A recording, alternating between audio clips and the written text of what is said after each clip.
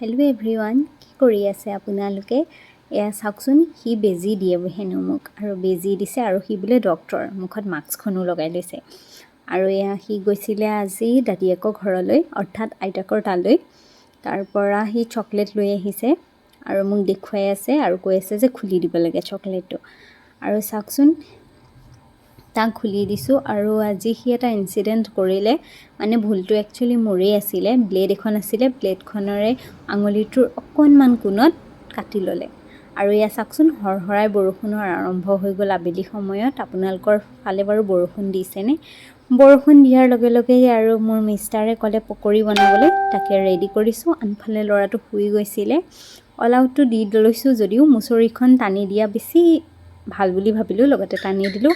আৰু আনফালে পকৰি হৈ গ'ল। আৰু এয়া চাহকাপ খাওঁ। আপোনালোকে খালেনে? সন্ধিয়া সময়ত যেতিয়া বৰষুণ আহে, ঘৰতে এনেদৰে পকৰি বনাই খাবলৈ মন যায়, হয়নে?